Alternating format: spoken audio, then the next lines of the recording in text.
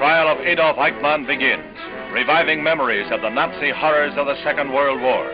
Entering the bulletproof prisoner's box is the man charged with the annihilation of millions of Jews in Nazi death camps. Searching problems of conscience and of international law will be raised by this trial, one of the most stirring of modern times. Eichmann himself is impassive as the three judges who will decide his fate enter. Now, after 15 years in hiding and 1 year after his sensational abduction from Argentina, Adolf Eichmann is indicted on 15 counts of crimes against the Jewish people and crimes against humanity. He accused, together with others, during the period 1939 to 1945, caused the killing of millions of Jews in his capacity as the person responsible for the execution of the Nazi plan for the physical extermination of the Jews, known as the final solution of the Jewish problem.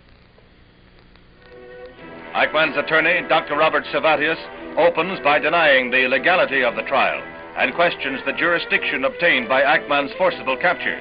Dr. Servatius further suggests that Eichmann be tried by a neutral or international tribunal.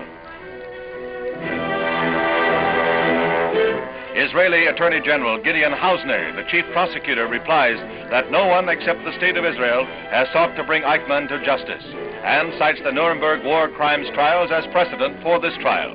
Throughout, Eichmann remains icy calm, his fate at last in the scales of justice.